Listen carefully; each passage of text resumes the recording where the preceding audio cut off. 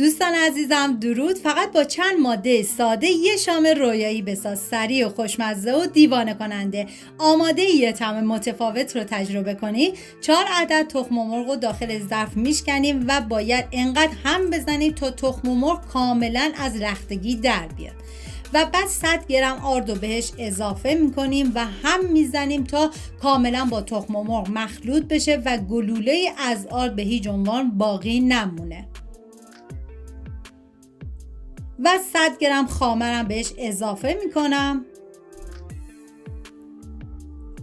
و هم میزنم تا کاملا با هم دیگه مخلوط بشه و بهتون پیشنهاد میکنم دست به کار بشین و این غذای فوق العاده خوشمزه رو درست کنین که مطمئنم هر کی بخوره عاشقش میشه.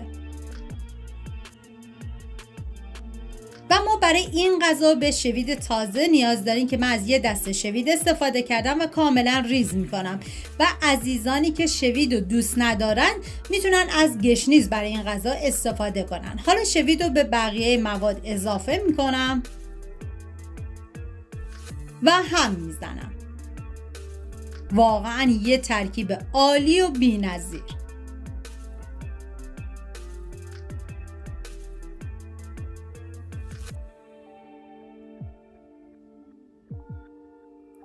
و حالا 100 گرم پنیر پیتزا رو به این مواد اضافه میکنم و دوباره هم میزنم.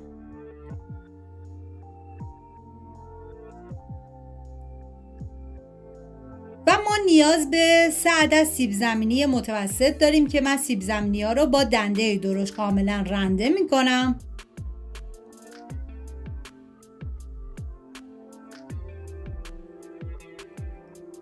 و بعد از اینکه سیب زمینی رو رنده کردید باید آب سیب زمینی رو کاملا بگیرید و من حالا آب سیب زمینی رو میگیرم و به بقیه مواد اضافه میکنم.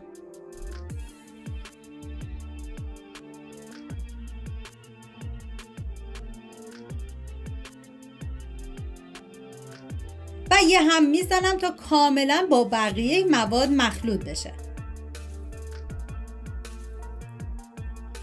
و حالا یک قاشق چایخوری نمکم به این مواد اضافه میکنم و دوباره هم میزنم.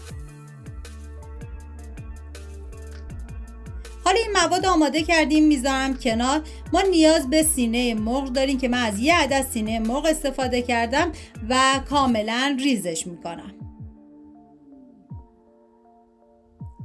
و بعد از اون سینه های مرغ رو میریزیم داخل ظرفی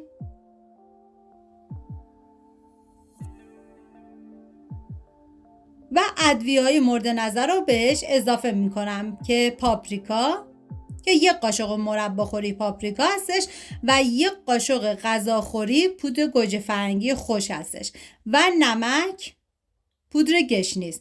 هم میذارم تا همه مواد با هم دیگه مخلوط بشن و میذارم 7 دقیقه این مواد داخل یخچال باشه تا مزه کاملا به خورد هم برن. حالا 2 عدد پیاز رو به صورت نگینی کاملا ریز میکنم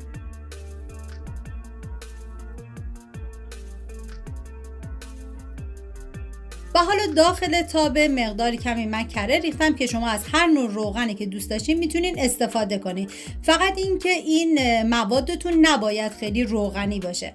و پیازایی که ریز کردم و بهش اضافه میکنم و هم میزنم و میذارم تا پیاز کاملا سرخ بشه.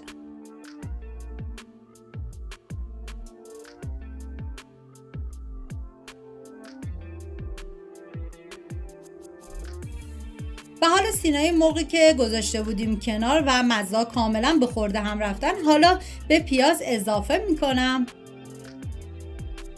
و هم میزنم.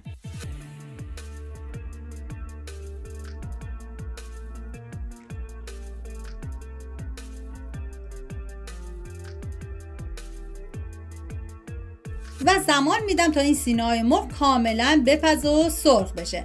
حالا توی این فاصله ما نیاز به 200 گرم قارچ داریم که من کاملا به صورت اسلایسی ریزشون میکنم و حالا میریم سراغ سینه‌های مرغ که دیگه کاملا پخته و سرخ شد. من یه هم میزنم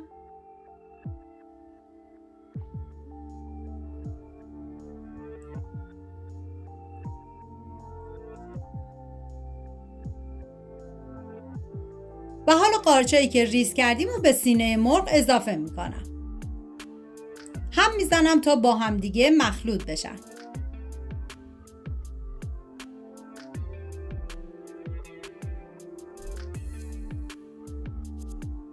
و زمان میدم تا این قارچ هم کاملا آبش کشیده بشه و بعد از اون سرخ بشه.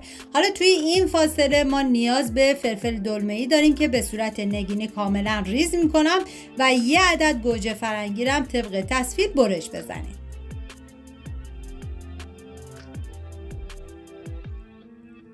و اینجا دیگه سینه مرغ با قارچ کاملا آماده شده. من یه هم میزنم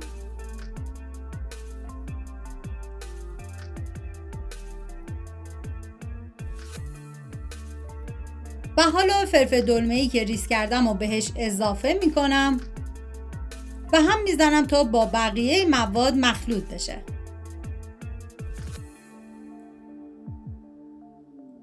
و زمان میدم تا کاملا سرخ بشه.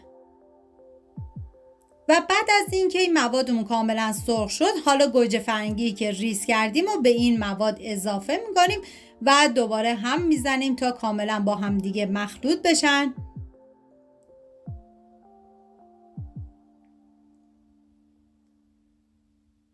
و دیگه زمان میدیم تا گوجه فرنگی هم کاملا آبش کشیده بشه و بعد از اون سرخ بشه. اینجا دیگه موادمون کاملا آماده شده و من دیگه زیر حرارت رو خاموش میکنم و میذارم تا این مواد کاملا سرد بشه. ببینید حتما باید بذاریم موادتون سرد بشه و بعد از اون به موادی که آماده کرده بودیم اضافه کنیم. حالا اینجا دیگه من کاملا سرد شد و به بقیه مواد اضافه شون میکنم. واقعا یه طعم بی‌نظیری بود. و هم میزنم تا همه مواد با هم دیگه مخلوط بشن.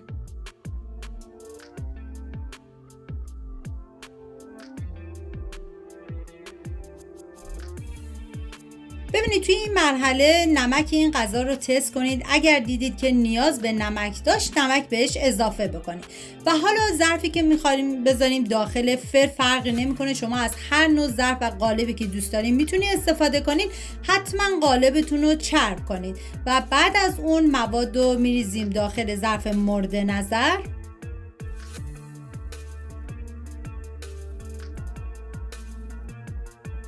و بعد از اون کاملا سطحش رو صاف کنید و بعد بذارید داخل فری که از قبل گرم شده با دمای 190 درجه به مدت 40 دقیقه.